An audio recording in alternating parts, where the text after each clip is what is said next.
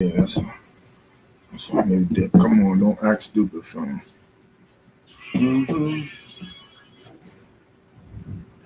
Storming.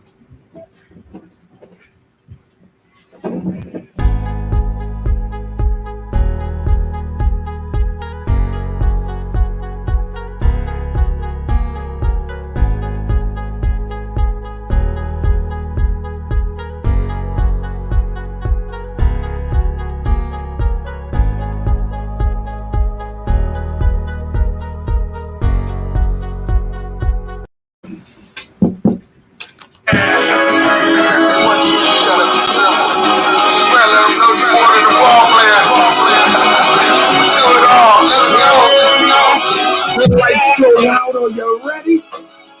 Grab the wheel, keep it steady. When the lights go out, are you ready? Grab the wheel and get heavy. When the lights go out, are you ready? Are you ready? Grab the wheel, keep it steady, keep it steady. When the lights go out, are you ready? Grab the wheel, keep it steady. I plan for the worst, this a gift and a curse. My lights are so bright like Sunday in church. On the field of the court, I was given the work. Of course, losing it hurts, but what is it really worth? When your lights go, you better take from the game like lipo. So when they cut the lights out, you can still blow. On your mark, are you ready? Get set, go. Now you know when your lights go out. Are you ready? Are you ready? Have the wheel, keep it steady. When your lights go out, are you ready? Grab the wheel, keep it steady, yeah. When your lights go out, are you ready? Let them know we do more than just play ball, baby. We do it all. Huh? You better open the doors, baby. When the lights go out, you better know to turn them back on, huh? Let's go.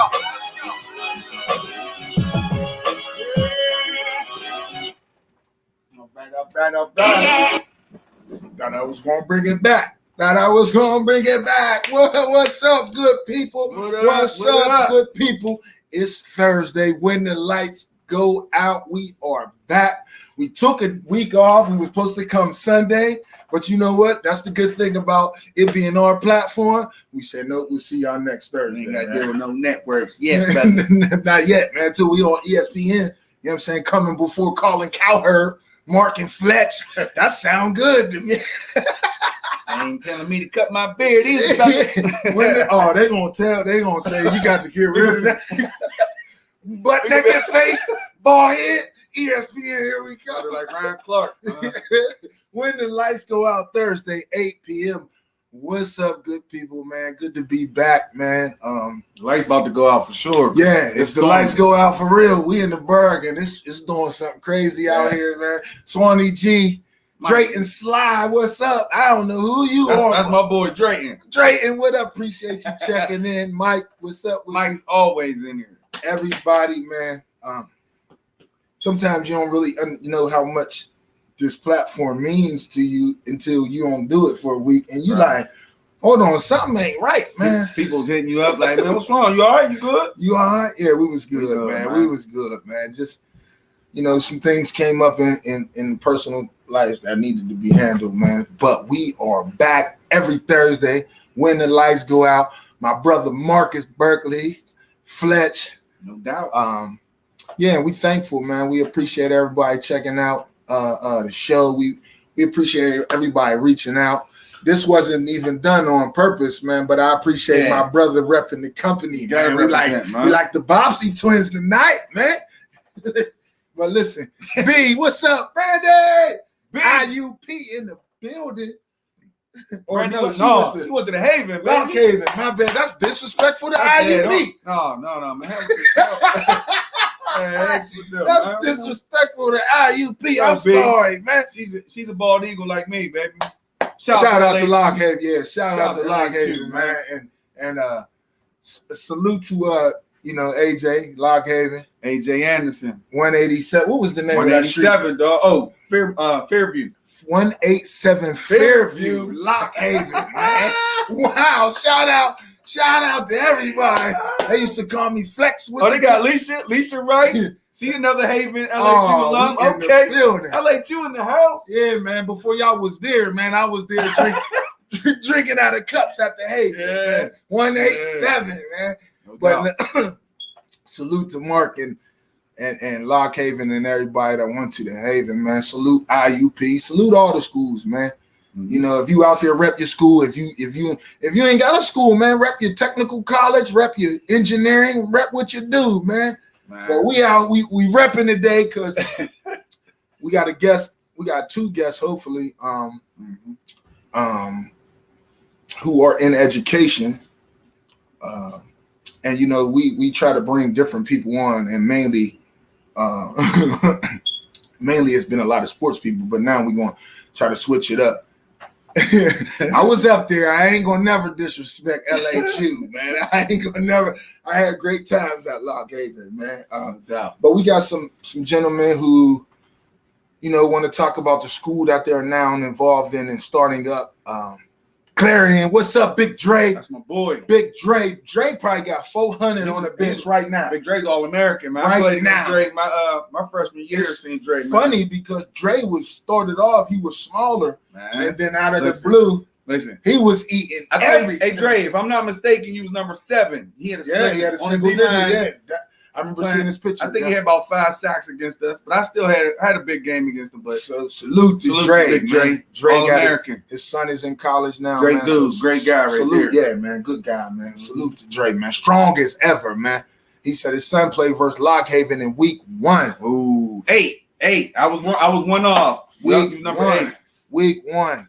Big Dre. Yeah. Big Dre. All-American. He's a beast, man. So yeah, if you up there, man, represent your college, man. Represent your trade school, represent it all, man, because today's a little bit different show. We're going to have just some educators on. We're going to ask some questions. So make sure if you have questions, please ask. We're going to have some gentlemen on from the Life Male STEAM Academy. If you're in Pittsburgh, you've been hearing the commercials that they've been playing. All on whammo. Yep. All on whammo. And one of the guys who's behind the scenes, we had a real conversation last night. There was no holding back punches or any of that. You know, when you trying to work with the young people and start a school, you got to be very transparent so that people can understand who you are and what you're trying to do. So we're very happy. We're excited about these guests. I'm excited to just share some information that's been a little bit different. And if, like I said, if you have any, he said put a battery in that smoke detector. Hey, you know what? I don't even know where it is. That's what's crazy. I took a battery out of the damn thing, and I still hear it beeping. Hey man, you're gonna hear the beeps tonight. Hear the beep. Hey, that's a throwback. Living in the Jacks, man. You know, you could never that thing beep forever, man. So, be quiet, Alicia. Shut up, Alicia. But yeah, we got some. So like I said, if you have any questions, man, there's a lot of smart people who already checked in, man. So please ask some pertinent questions to these gentlemen when we get up under. Both our guests are here. Oh man, the one guest I know for sure. He taught in our school district for many years. My dad actually taught him, I think, in 5th grade. And then taught him again at the University of Pittsburgh. So he's been around. We actually went to school with some of his kids. He has a great history, in the Mon Valley. McKee sport guy for sure. Taught at William Hills many years. Now he's doing big things. Like you said, in the STEAM Academy. So yeah, listen, man, we excited. There was a couple things we're gonna go over before we bring the gentleman on, because it is a school that's gonna be a new school, and we're gonna find out some details about who can, apply, who they offering it to, with some of the curriculum. Behind the scenes, I asked about some mental health and behavioral things, so we're gonna ask that, man. My son Sean is now sophomore at Clarion. They said throw the whole smoke detector in the garbage. I don't know where it is. The fire department's coming.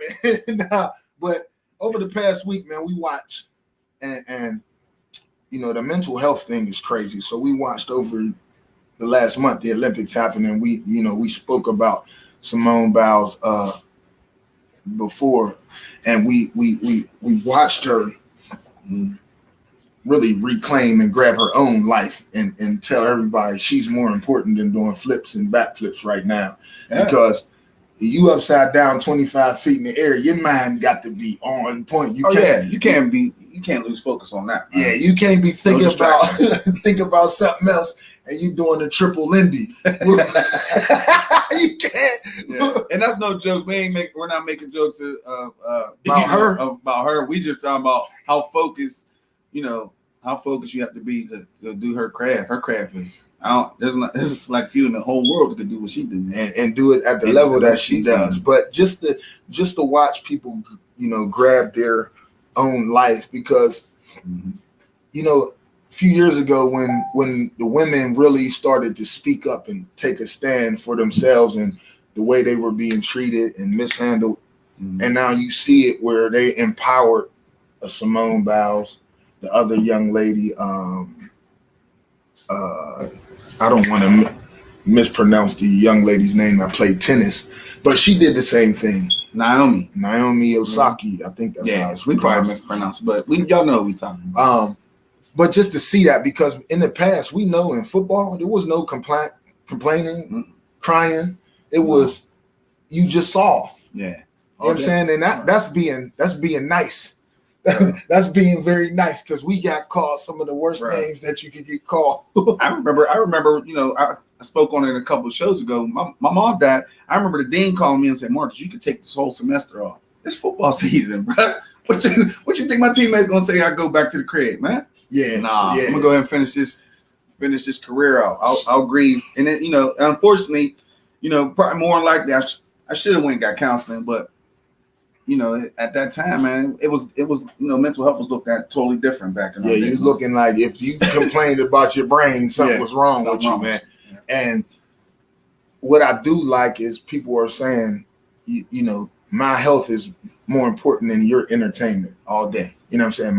My well-being is more important than you going to brag with your friends at work that my team won or my favorite athlete won. Because like we told the young fellas, Cam and Ross, regardless if you win or lose, somebody's going to talk bad about you all day. So it's more important that you take care of your own self and that you look out for you.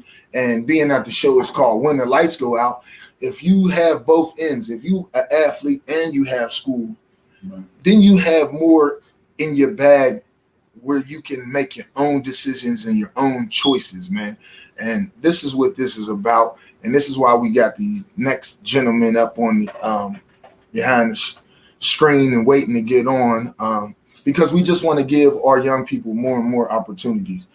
Something you said that was profound. You should have took a year off, but you didn't. And we would encourage people, man, listen, look out for you first, man. If you're not right, the people around you won't be right at all. Encourage the people. Now we do have these people coming on, and I'm not saying that you sign your kid up for the school, and I'm not saying that you don't. But what I am saying is post your question on the screen, and then we can ask all the questions we need. Tanika, we definitely gonna put up your question that you asked. Yeah. One of the first questions, and we'll go down the line, man. If you have any questions, please ask, man. When the Lights Go Out every Thursday, 8 p.m. We're going to keep trying to hit you and bring you as many guests as possible, as many people who can bring us information as possible. I wanted to say before we bring our guests on to Marcus and all the people and coaches and parents up at the Woodland Hills Football Association and coaches and family, that energy that I was able to like feel when I came up there and sing, man, y'all should be applauded for that, man. Oh, man, we appreciate like you, I walked in and it took me back to probably early 90s. It might even have been the late 80s. When y'all was up there. When we was up there and we was the Swissvale Packers. There wasn't no fence there. They got kids with the fence in now. We just fall over the hill, roll down West Junior High Hill, man. But it was just amazing to see the energy feel the love, see the kids, see some of the parents. Yeah. What y'all doing up there, man? I seen Kareem. I seen you. I seen Eric Walker. I didn't go all the way down, man. B Green up there. Green. Yeah. So please shout out a few of your coaches. Oh man, it's just it's great to have. Like you said, you got Kareem Dutrail, myself, Eric Walker, Iwani Naji, Brandon Green, Jameer Dutrail. Who are some other coaches up there? Mike Nasby. You got the Hart brothers up there. And if he forgets you, it ain't on purpose, man. Yeah, we doing a lot. We moving fast. But I just wanted to salute the men and the women, and I seen the women with the cheerleaders getting it in, man. So you can't ever forget about them. But yeah, what Vanessa's saying, playing through grief is a band-aid. You're right. That Vanessa. is 100%, man. And that's why it was so dope to see Simone and these other people really just say, you know what, I'm more important, man, because we all will go into like just repeat mode, doing what we know that we're used to, where we feel good. But that Band-Aid doesn't really solve anything. It doesn't help you with anything. Nope. Because playing football might help him process his grief a little bit. Just around. That's true. But the thing is, once them lights go out, you got it's that problem still there. Oh man, listen, I came home. And unfortunately, she died my junior season, so I had to play my whole senior season. That was my energy. That was my fuel. Once my senior season was over, I ended up breaking my leg. So I'm dealing with breaking my leg and her. It was just rough, man. Yeah. And look, man, reach out, man, because some of us, we don't deal with grief very well.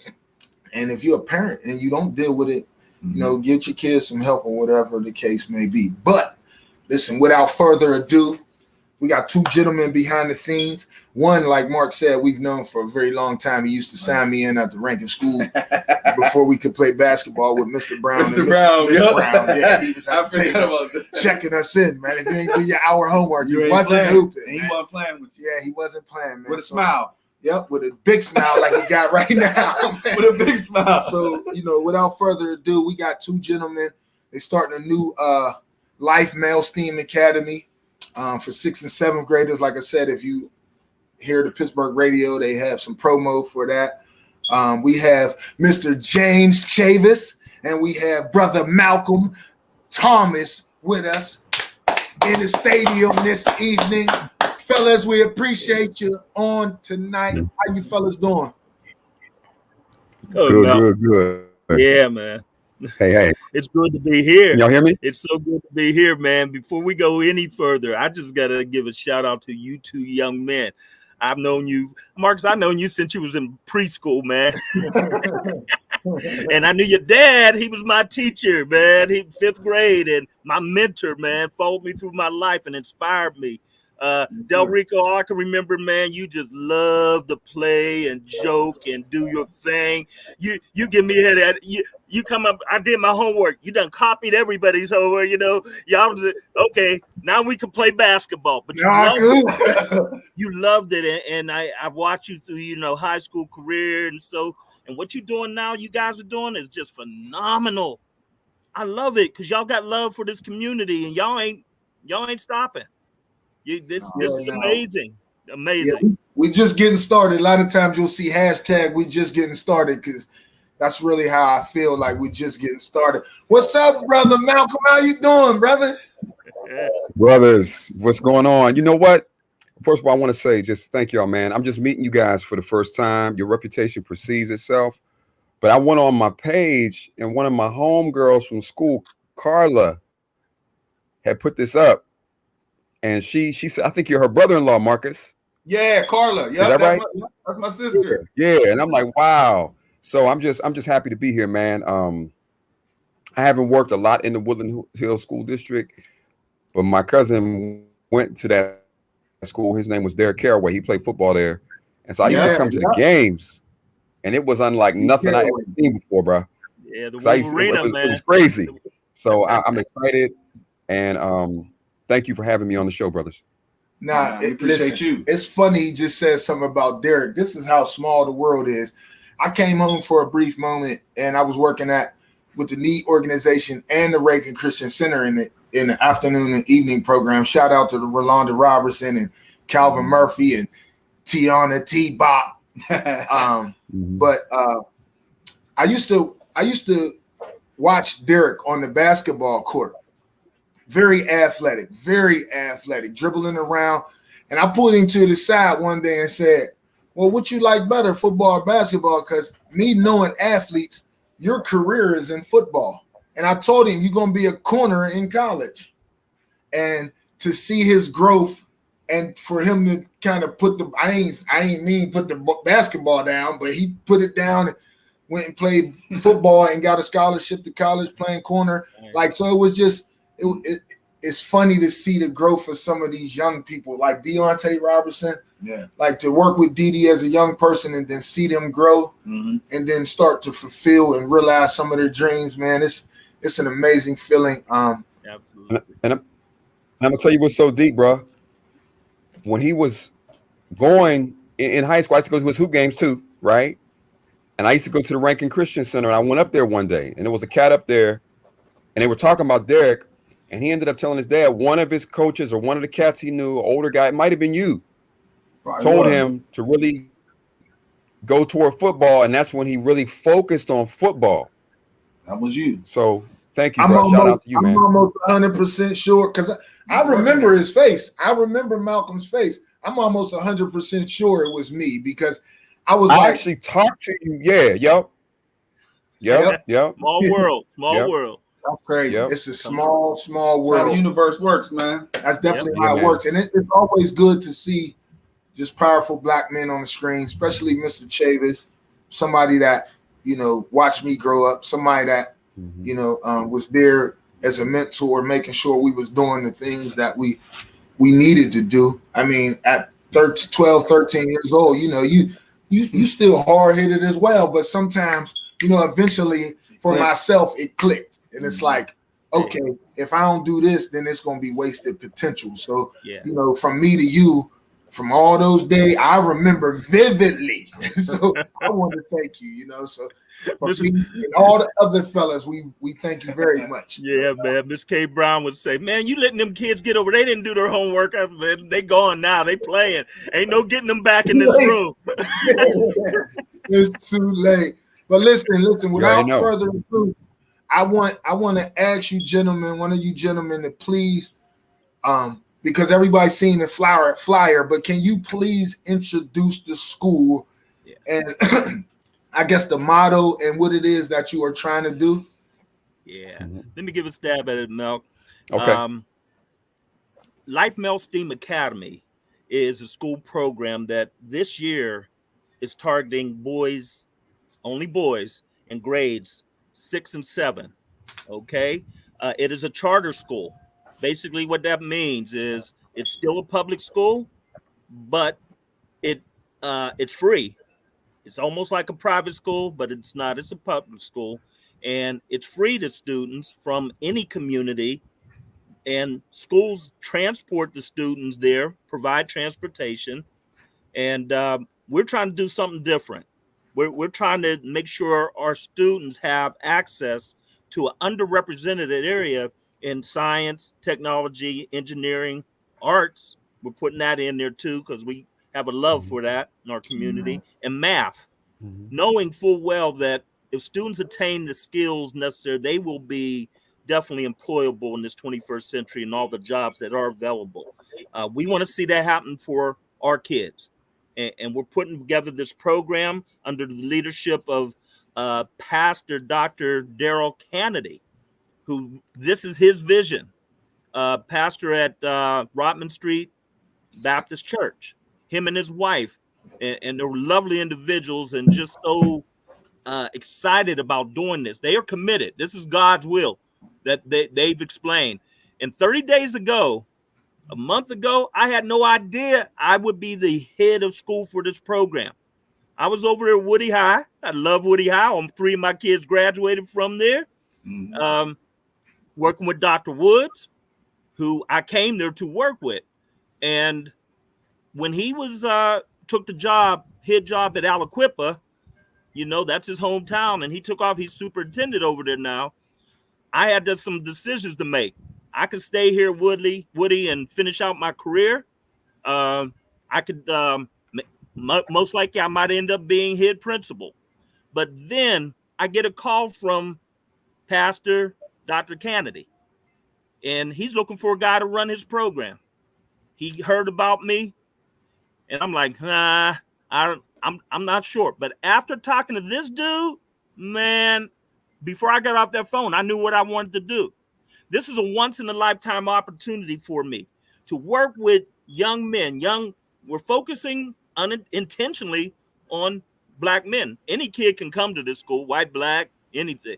But we want to see our African-American kids in this program and give them this opportunity, give them everything they need to support them to get them there. Man, that's what I wanted all my career. I've got over 30 years in education and social service. I started off as a social worker and eventually got into the school systems. And man, I wanted to be right for our kids. And that's my mission in life. And when he gave me this opportunity, man, before I got off the phone, I was saying, yeah, this is what I'm going to do. I'm going to help build this program from the ground up and make it work. Enough said. That's beautiful. That's beautiful. Mr. Malcolm, would you like to add anything to that? Well, I'm gonna just piggyback on that because I used to work for 10 years at University Prep, Malines, which is probably the most notorious school in the city. And I live in the Hill District. So my family is my mother was born in Elmore Square in the Hill. And so, you know, I was excited to work in the Hill in a school that's in my community. But as God would have it, the pandemic happened last year. And at the beginning of this year, I had some serious, anybody who knows anything about my situation, I had some real serious health challenges for the first time in my life. I'm just in my early 50s. But I found myself in an emergency room, then being admitted to 2 different hospitals over a period of weeks and months and having major surgery, being unable to walk and do a whole lot of other things. I lost a ton of weight and just had to and then there was a period where, and this is, I'm just keeping it just totally real. I when I went into the surgery, I was like, you know, whatever happens, I've done everything I can, you know? And then when I woke up out of the surgery, I felt like I was kind of like, almost like born again. And people say that, but I really mean it. I felt like I'm starting whatever the next part of my life is, it starts from here. And I felt like maybe this is a good time to start thinking about a whole lot of different things.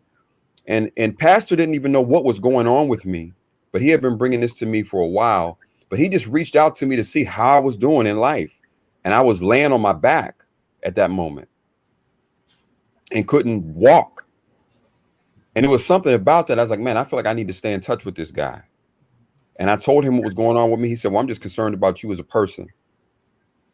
And then after I thought about it, talked to my wife about it, I woke up in the middle of the night one night and I called him. I said, you know, can we meet tomorrow?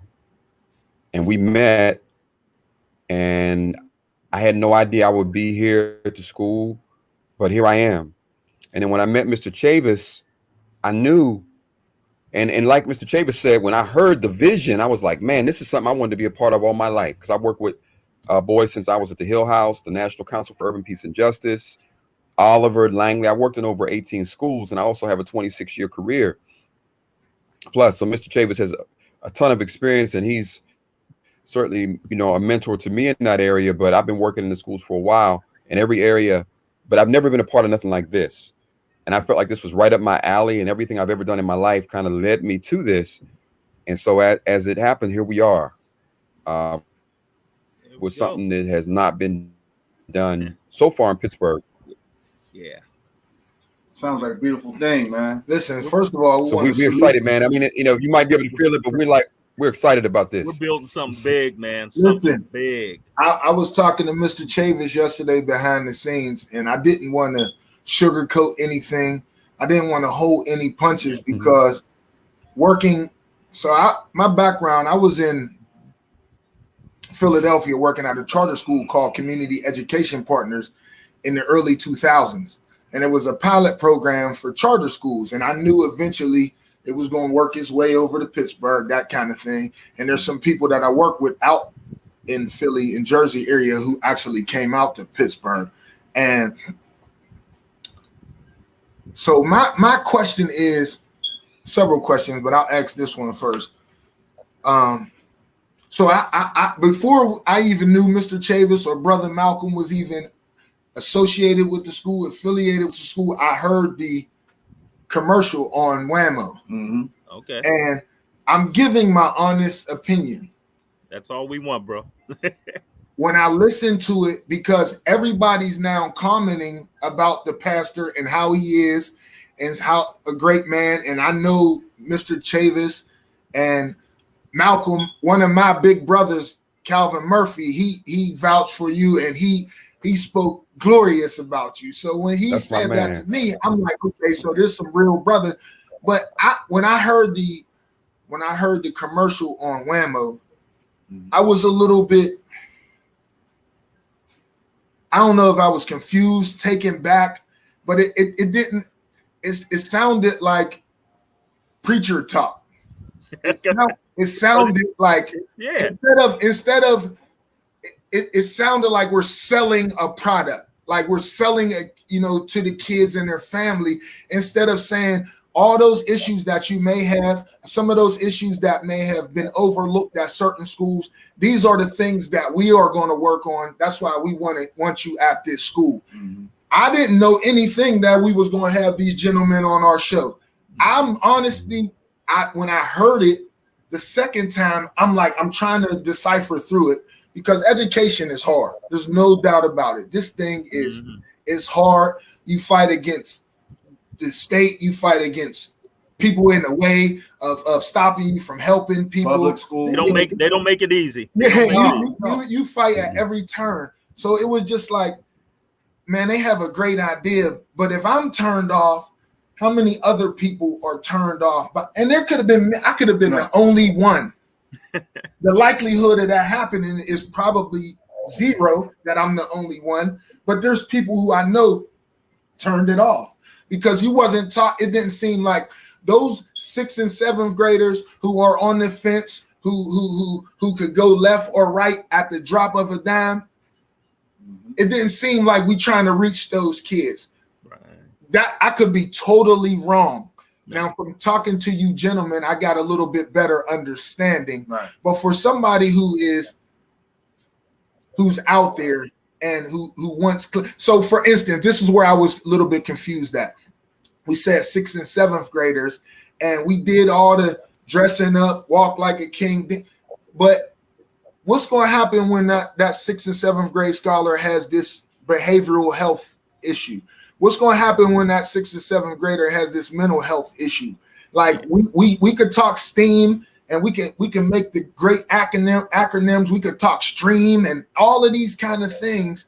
But what happens to that kid who comes in there with those issues before they even walk in the door? How are we addressing some of those behavioral and mental health issues?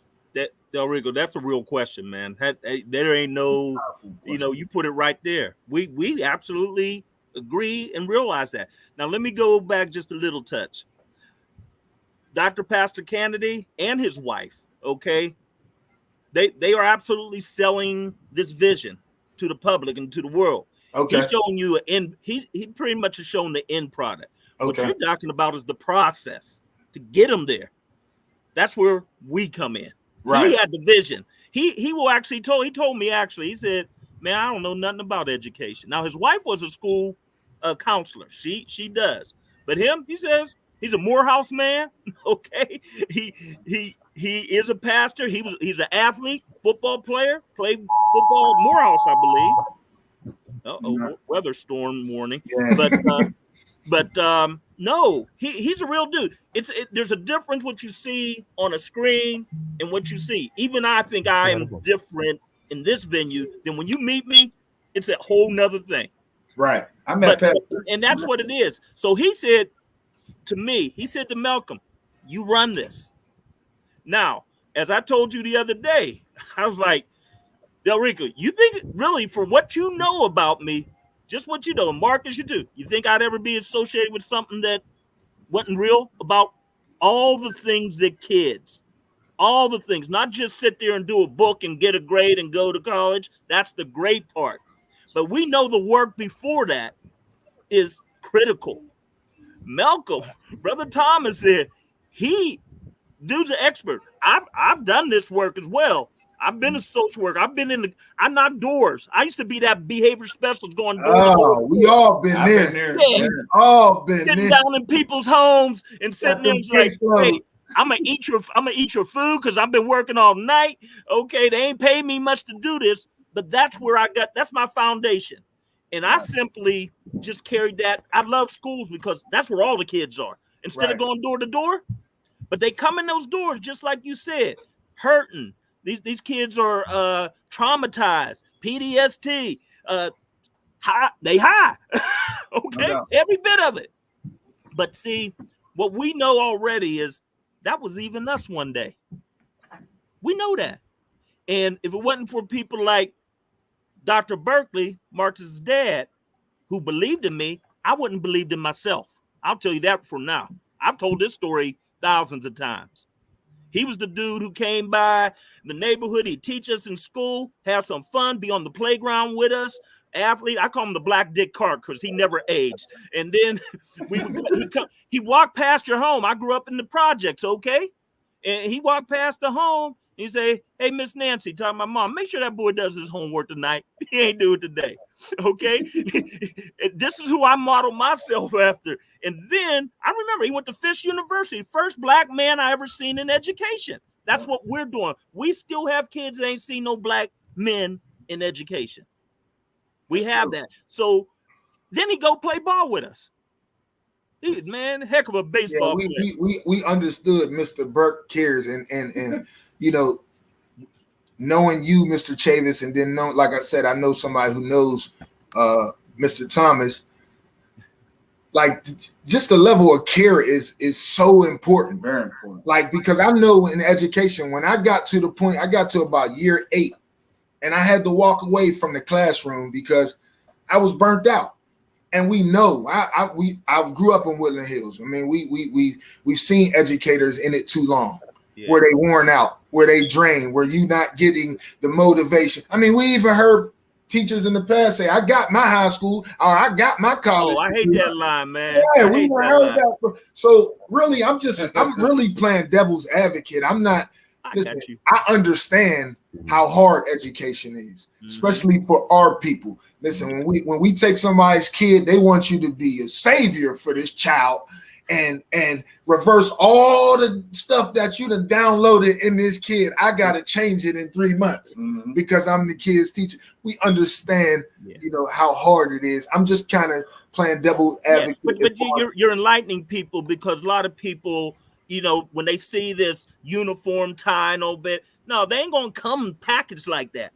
We got to get their mentality, their whole spirit, everything lifted to that level. Like I said, the crown's here waiting for them.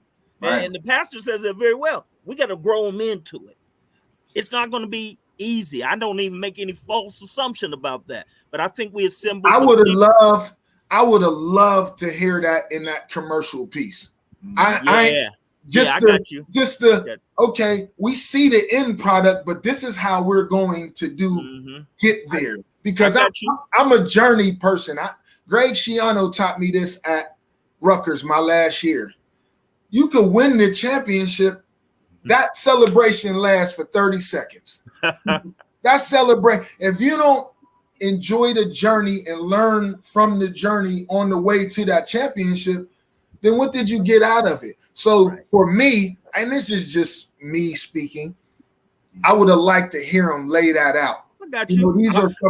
I will pass that along, brother, because we all benefit from that. We all benefit from hearing that. You only get a minute to lay out what you got to lay out, so you got to lay it out fast. Yeah. I get that, but just on my end, being an educator and being one of these little 6th or 7th grade boys that you trying to reach out to, and coming from a single parent home, it's like if that could have been made clear on that little promo, now I'm interested. Now I'm going to go ahead and look. But you gave me the end product, and I'm like, oh, okay, suit and tie, well-spoken. Like, how we going to get there? So just on my end. How we going to get there? Malcolm, tell them how we going to get there. Let's go, brother. Malcolm, how we going to get there, baby? Let me say this, y'all. And for me, the thing that got me to the school, and I want to say before I even go, I'm not going to throw no shots at Woody or Prep or PPS or any other districts. We're about whoever's trying to help our kids anywhere. There's people in the school system in PPS. I love them. They're doing their best. If they need me, I'm gonna help them. You know, that's what we do. But I got to a point in my career, like you, was I was like, man, how am I going to spend the rest of my life?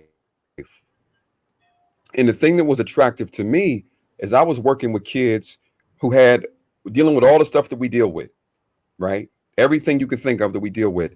But I felt like we needed more in place to address those problems than what was in place. And what excited me about Life STEAM was it was a community approach. It was like, we're going to engage the whole family and the whole communities of our boys.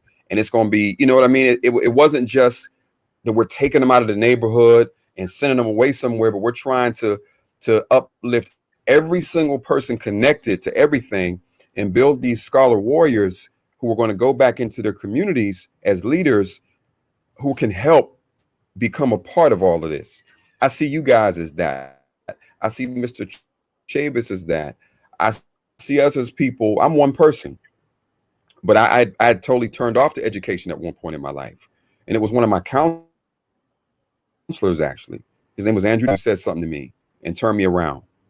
You know, I went from withdrawing from all my classes to coming back with a 4.0 the very next semester. And it was because of a conversation he had. But I always felt like the approach needed to be bigger because the problem is the number of things we're dealing with is so large. And what I liked was the comprehensiveness of the approach. What I've done for the last umpteen years, I was in mental health. I worked at Mercy.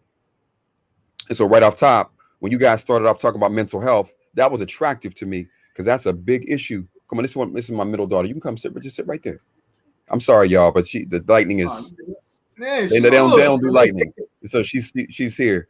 And so and I know that part of what goes on with us is we're just trying to get our minds right, you know. And I would take the brothers up on retreats. I'm a retreat guy. We took our guys to Africa and we took our kids to Jamaica, and we would get there, man. We went to the dungeon in Mina Castle, and this is in Ghana. And we walked up on the property, man, and you start getting chills and the guys start crying. You know, these are young boys who are like 16, 17, 18, 19-year-olds. And we got in there, they start crying, man.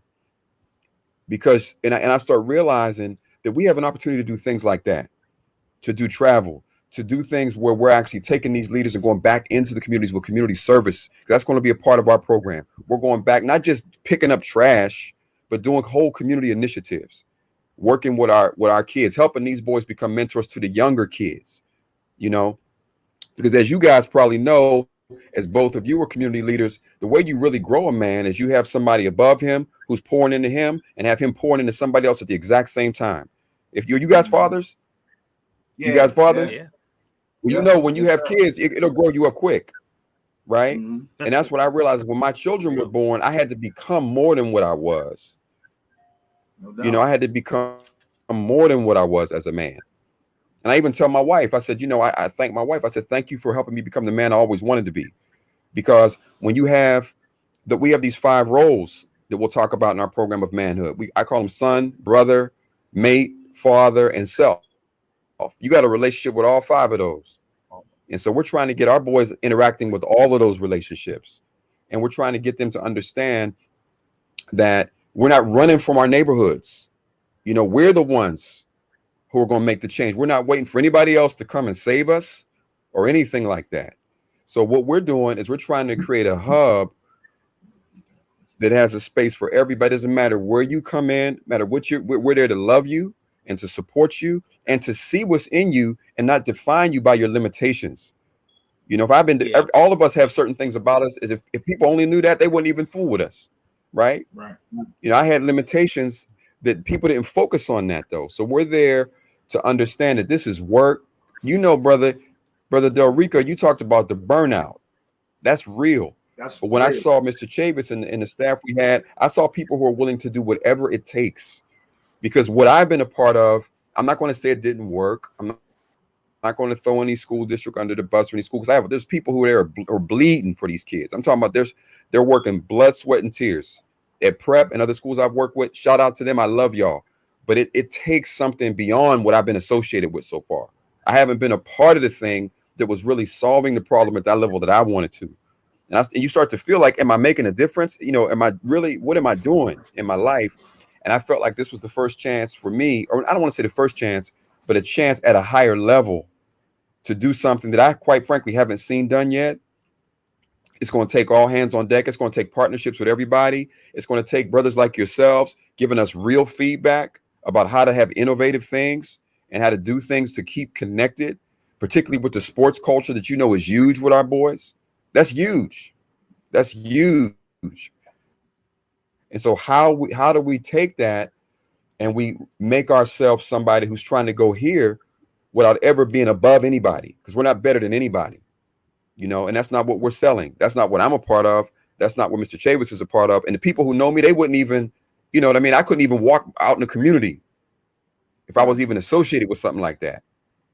And so I appreciate this because it's the authenticity. Yeah, when you better, you don't have to say it. It just show up. Yeah. I'm in the middle of a storm. I'm out here on my porch and it's coming down. I live up here near Seven Springs and Donegal, guys. I think I'm gonna get in the house here. He's in the wind tunnel. I'm like, damn. Like Al Roker. You got to like Al Roker. I can't even hear. Yeah. Hold up. I'm gonna be right with y'all. I'm gonna move my laptop here. Yeah, we can keep kicking it though. You made a key point, man, when you talk about the format of the boys coming into school and having the father and the brother and stuff like that, and having those positive influences. I work for a nonprofit here in Pittsburgh, and I'm the youth engagement specialist with the Mother to Son program. So I'm dealing with a lot of those young boys. I used to work at Mother to Son. Yeah, so I'm working from the 5-year-olds all up to 18, and they're lacking that male interaction.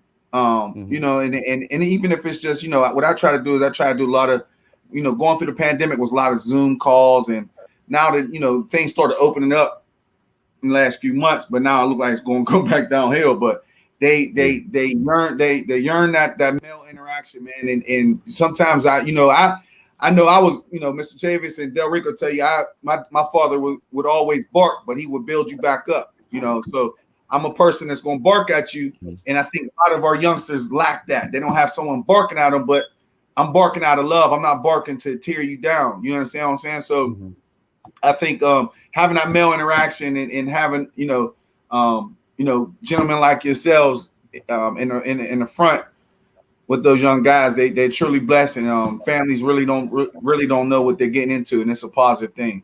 So let me take a second.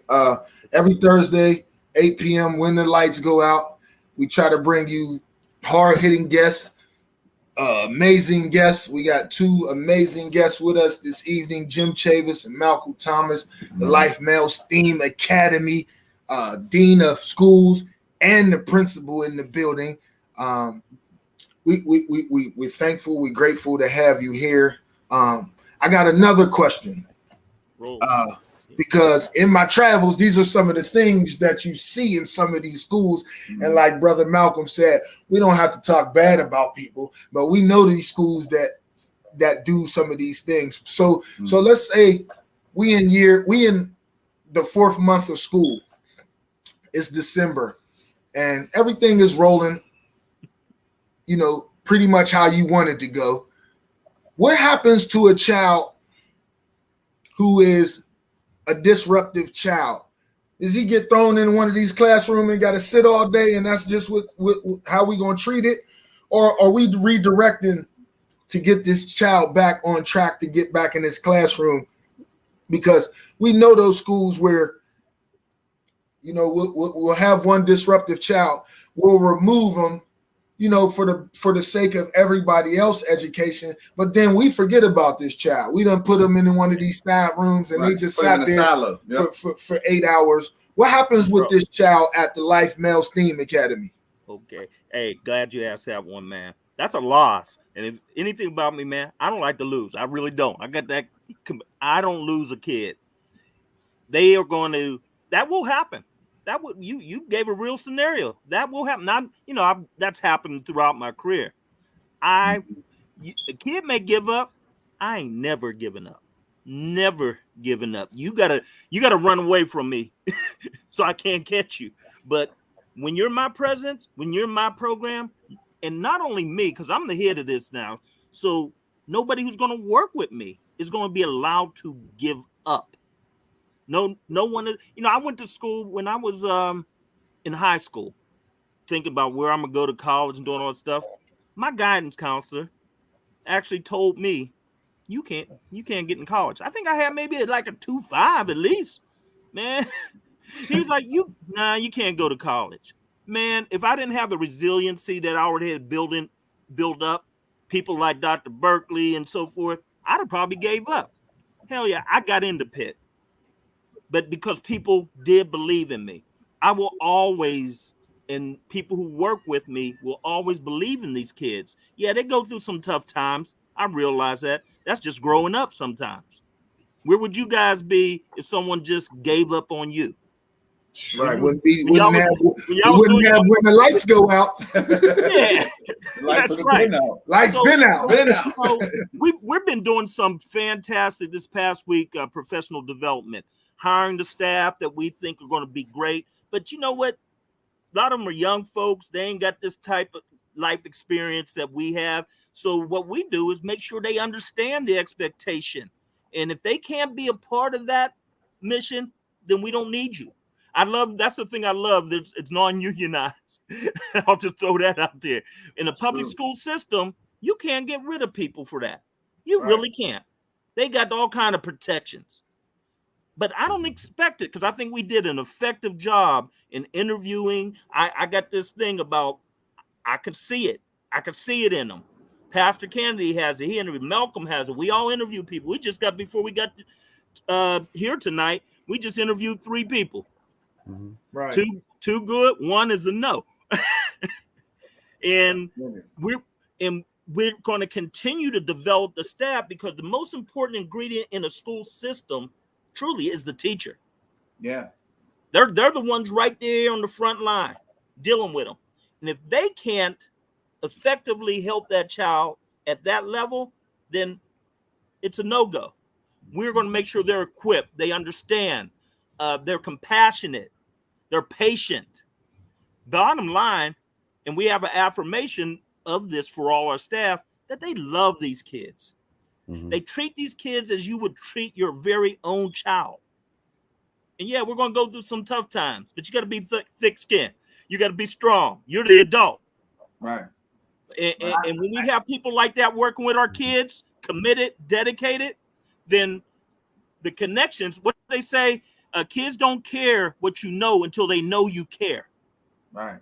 And once they know you care about them, they'll do damn near anything for you. Oh yeah, we'll run through a brick wall. I know. I played football. There's a big difference, man. My wife told me I ain't allowed to cuss, guys.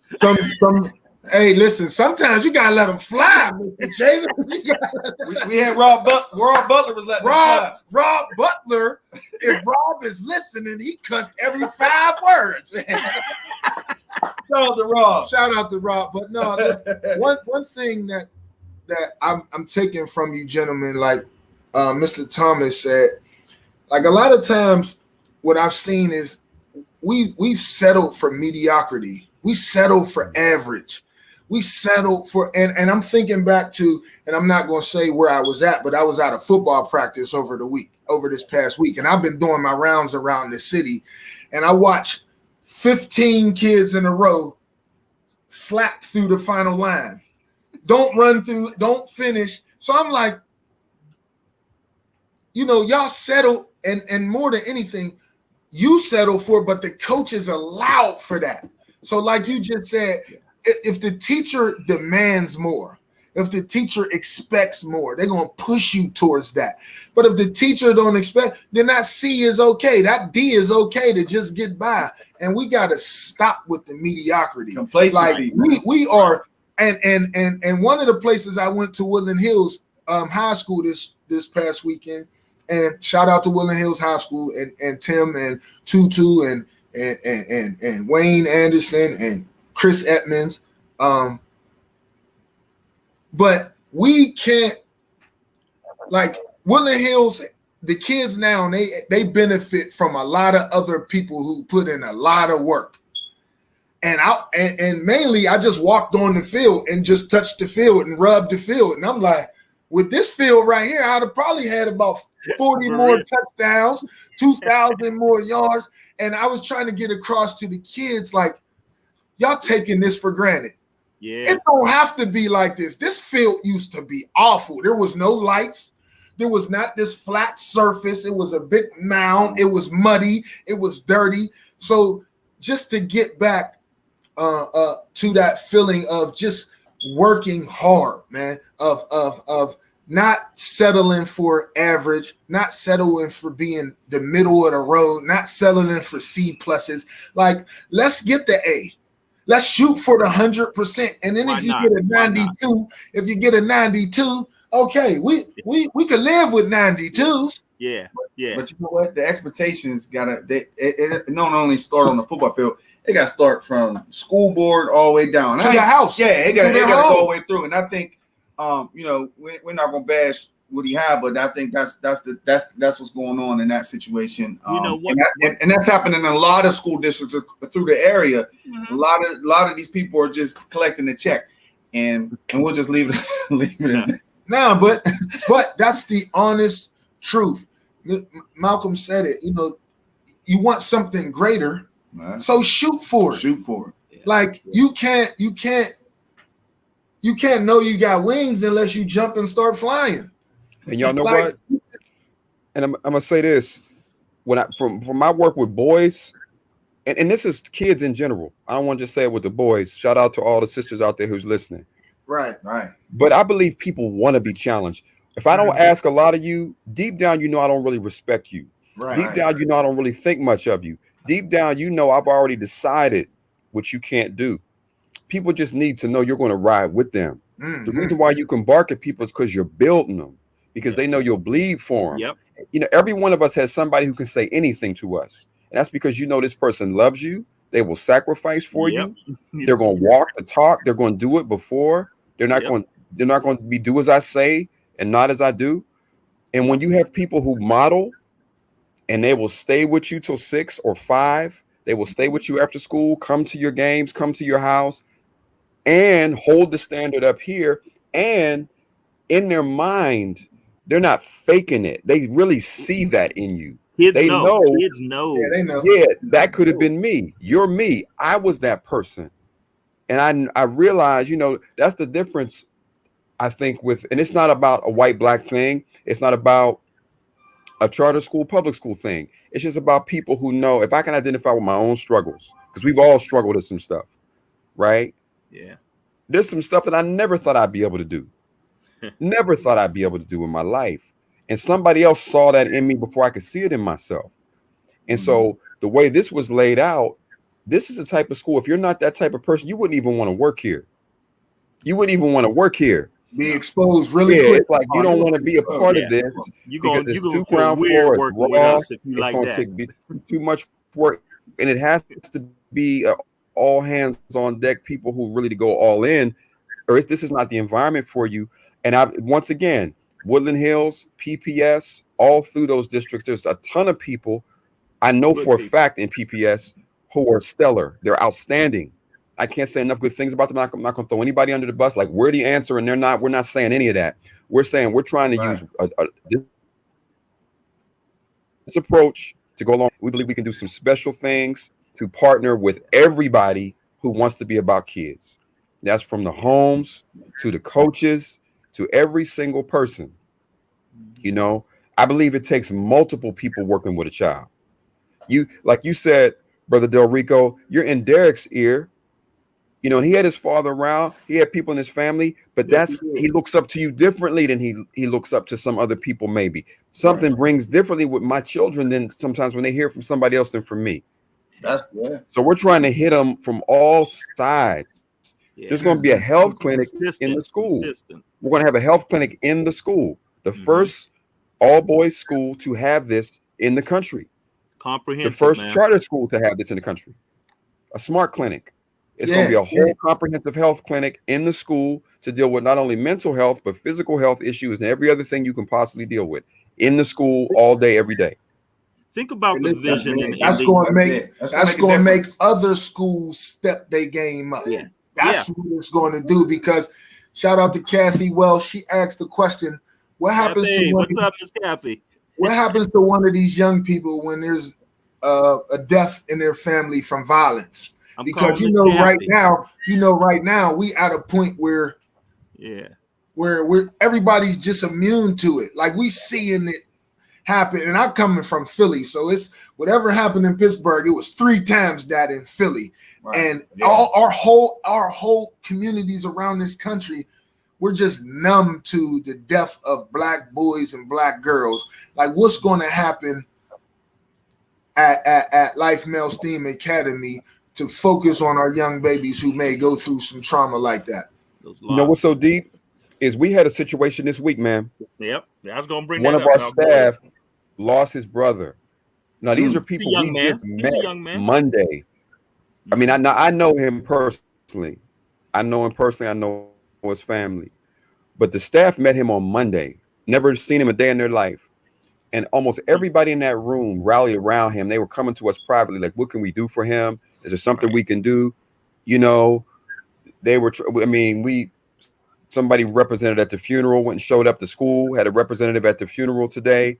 And it was really, you know, an example of the way we have to be with every single one of our kids. You know, when that's going on.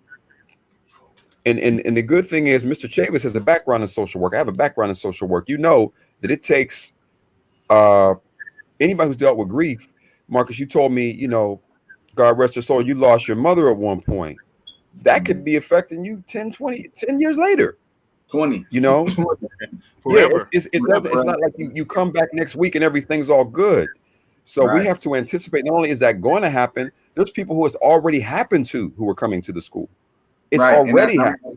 Listen, dudes, you know, I got a background social worker stuff, but I ain't learned that from social work. I learned that just from my family. I come from that stock of family loving mom, you know, who would just give you her last, give anybody her last, even if she ain't got nothing, but she'll give it to you. That's the spirit that I come into this. That I think that's what my DNA is about. So when I do what I do, but I know this at this time in my life, I got to pass that on to other people. I got to make sure other people understand what I've always committed myself to do. I'm gonna end this game pretty soon for me, but someone else got to keep playing it because it ain't gonna end. It just won't end. And we're gonna make differences one by one. When kids are hurting, we're gonna surround them with love, compassion, support, money. Hey, you need money? It'll be money. Whatever it takes. And also, and proactively, we're not, you know, I always have said we don't want to have to wait till a negative event happens. We want to be dealing with it before it happens, because it's certain stuff is coming. And one thing, if you live long enough, you're gonna have some challenges. You're gonna have some losses, right?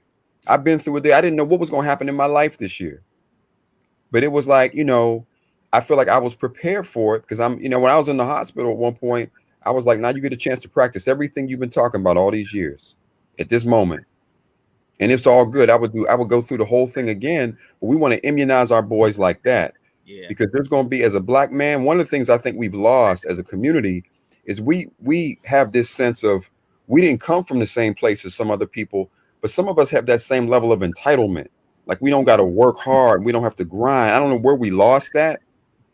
But I remember my grandparents, you kind of knew that you had to be excellent in everything. You had, like, imagine if Barack Obama just as as one example. Imagine if he was even close to the other candidates. If he was even anywhere near, they were anywhere near his level, he would have never even got in there. Never been a president. No. He wouldn't even been close. And so Right. somewhere we lost that culture of excellence. Like, we have to really be that thorough and embrace adversity and use it and learn how to turn pain into power, and adversity into opportunity. We've lost that culture. And so we want to bring that back, not go in like we're giving kids a silver spoon, because we don't have that, but how we can create people who can make opportunities out of challenges for themselves. And that's what I was excited about life. And they can continue the process. Right. You take a kid to a certain point, he'll sell from there on.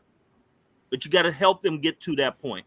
So to piggyback off of Malcolm real quick, and every Thursday, 8 p.m., when the lights go out, we got Jimmie Chavis and Michael Thomas, Life Male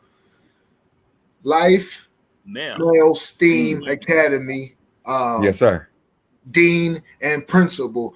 But to piggyback off of Malcolm, when it's like that hard work, like that's where I got lost in the whammo, the commercial, because we got the end result, but we don't understand how much real work is going to be needed to get to that end result.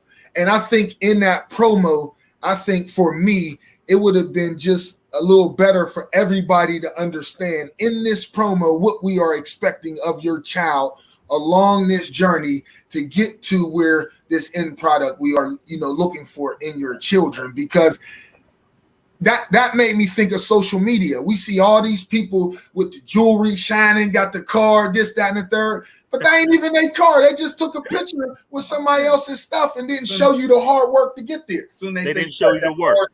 Yeah, the work.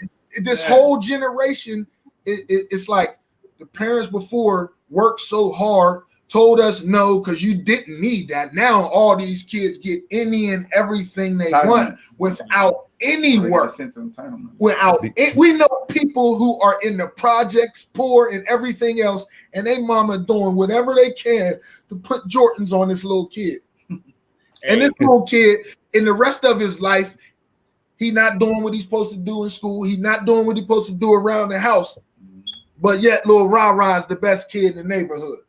No, we forgot that little portion of the hard work to get to where we want to get to. So that's where, with anything we deal with, it's you don't do anything in this life without hard work. Nothing. I don't care what even if it comes easy. And I told the kids this on Sunday, you're gonna have to do things you don't want to do to get where you want to go.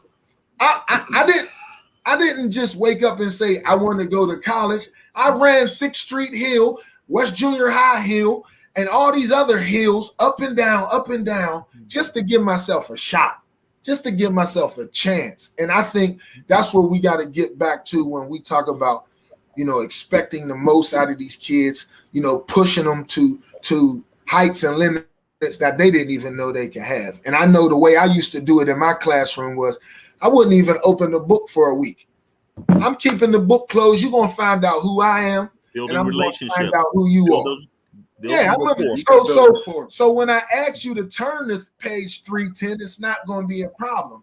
Now we built a relationship, so if you didn't eat the night before, you could come to me and talk, Mr. Fletcher, I need something to eat. I didn't eat last night.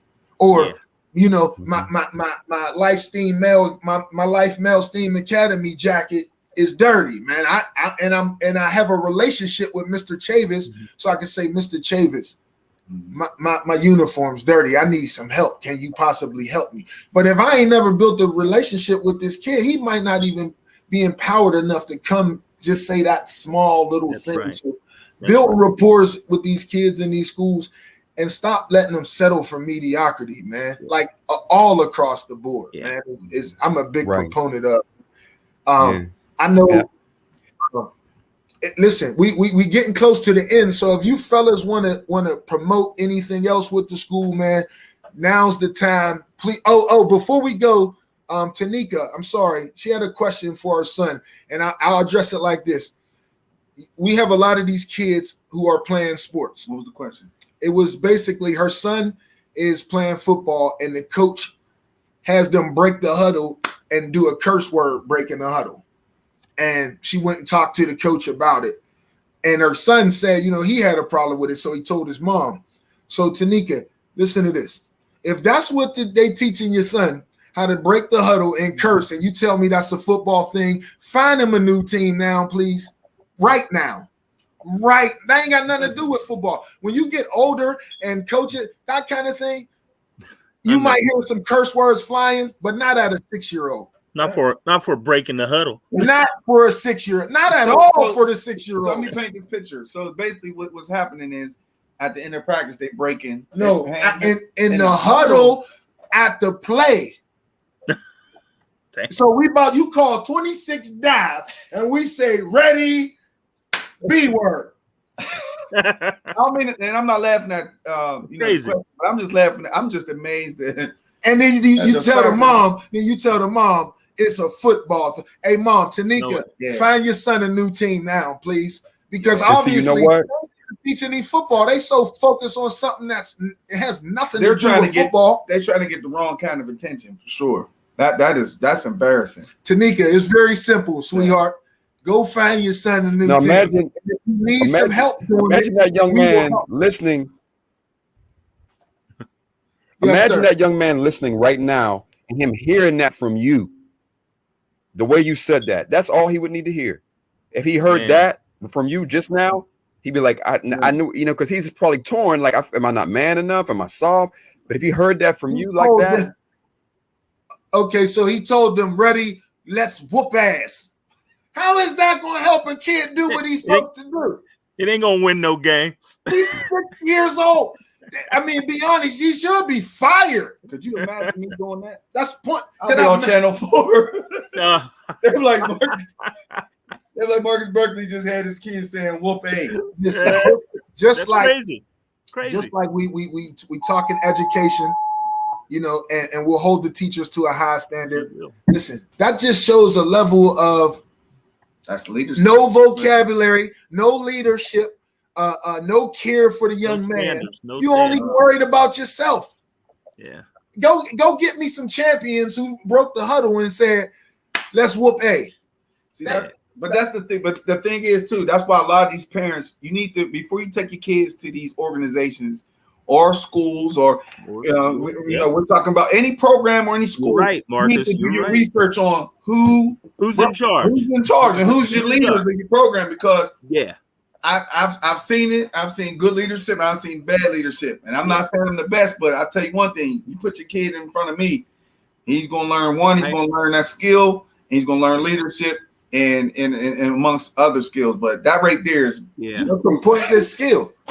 He already heard 99% of the time. He comes from these areas. He done heard his mama, brother, sister, grandma, daddy cursing. That's useless. Right. Teach him a word he don't know. Do your research. But I got respect for that young man because he knew something was wrong with that. And something was wrong, and that's from the door. And that's kudos to you. Salute to you, Tanika, because your son was like, something's wrong. I'm not doing that, mommy. Something wrong, mom. Why you gotta say that? Why you gotta say that?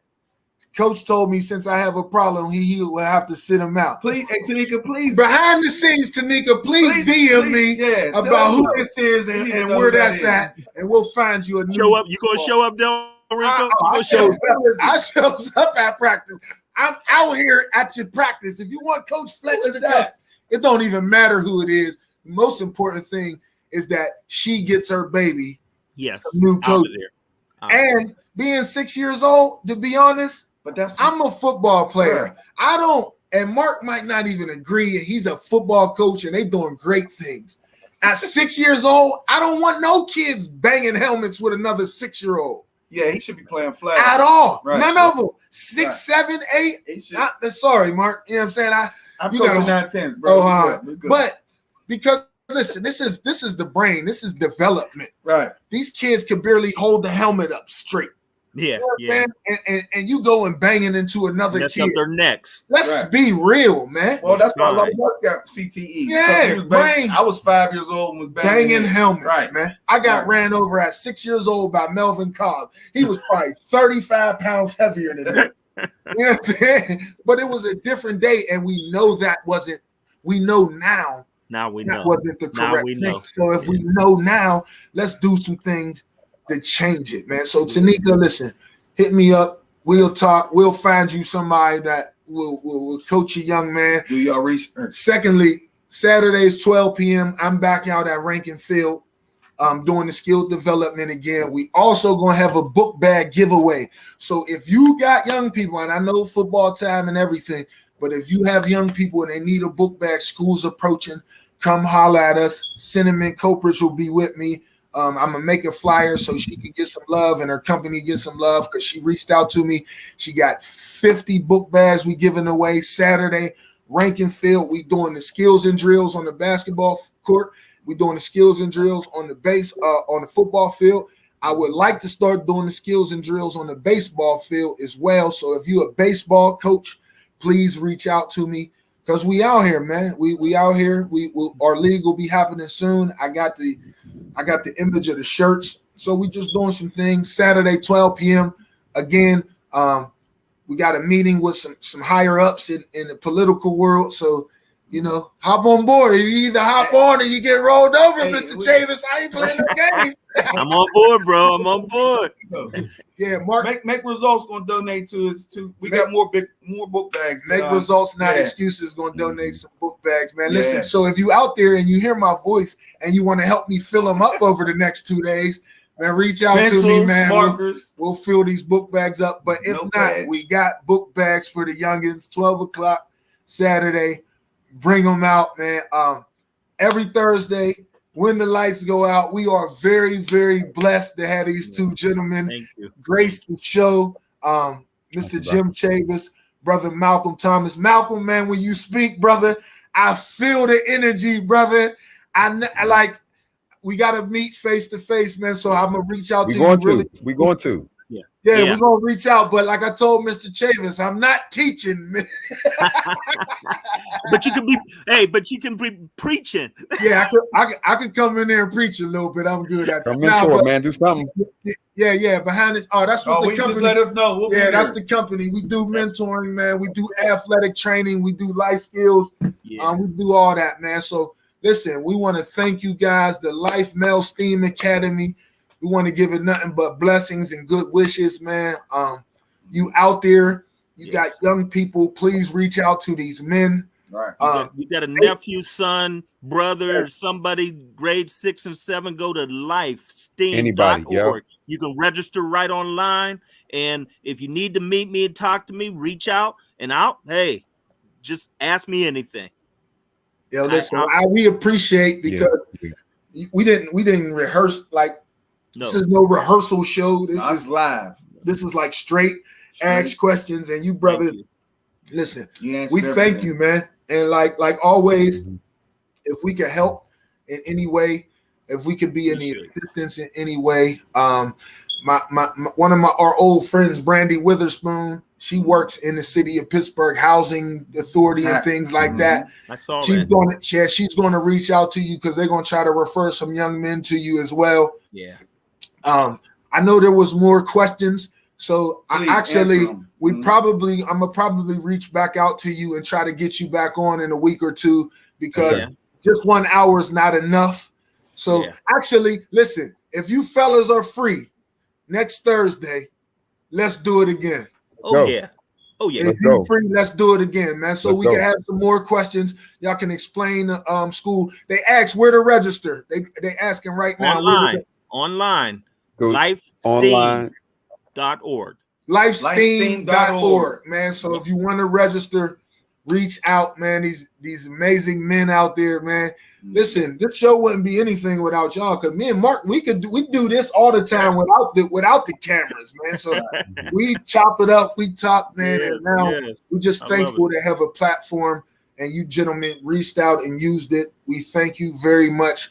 And again, next week, we're going to come back and we're going to do it again next Thursday, 8 p.m., same time, same guests. Anything you gentlemen want to say before we go? I just want to say, and I'm going to give you the last word, Mr. C. I want to thank you, brothers, man, for having us. I want to thank you for what you're doing, man, for our kids and for your authenticity. And I want to say, even though they're not here to represent themselves, I very rarely in my life met a man like Pastor Kennedy and his wife now that I've just gotten to know, who is as sincere about doing something on a large scale for our kids. So he's the real deal. And I'm just blessed to be a part of this project. Thank you for having us. I met Pastor. He's a good guy. And let the pastor know, Delrico a fan. I just asked that the devil's advocate question. You got to do the devil's advocate. I asked the question that some mom might not be well informed enough to ask or don't know. So let them know. Listen, man, you out here helping, man. We're gonna bring him on. Please bring him, because I'm a soldier out here, man. That's right. And sometimes the OGs need to grab us up by the collar and be like, nah, because I got some more OGs who was like, young Fletch, man, you don't got to roar too loud. Just like Malcolm said, I don't have to put you down, but you know who on top, man. But hey, we know it's love, bro. So it don't matter. We know that. Nothing but love. That's all it is. We go. It's 9:20, Mr. Chavis. This was supposed to end at 9 o'clock. Old man got to go to bed, y'all. Old man got to go to bed. Now, to both of you men, man, we appreciate y'all. Everybody who asked the questions, we appreciate y'all. The hour wasn't enough, so we're gonna go ahead and set it in stone right now. Next Thursday, same time when the lights go out. They can answer the questions too. Go right to our page. You see the questions. Y'all can answer some of the questions as well. Yeah, you'll see them in the comments. So if you see any comments, then you need to give out some information, man, please do, man. Love you guys, man. Love you. Salute, love y'all, man. Have a great evening. Thank you, man. Thank you. And until next week, man. All right. I want you to shut up and dribble. Life Mail Steam Academy. Making you turn the lights on, baby. Let's go. Are you ready? We'll keep it next week, same time, baby. Same time, same bat station. When the lights go out, are you ready? Are you ready? Grab the wheel, keep it steady, keep it steady. When the lights go out, are you ready? Grab the wheel, keep it steady. I used to rap, Mr. Chavis. I know. My light is so bright like Sunday in church on the field of the court.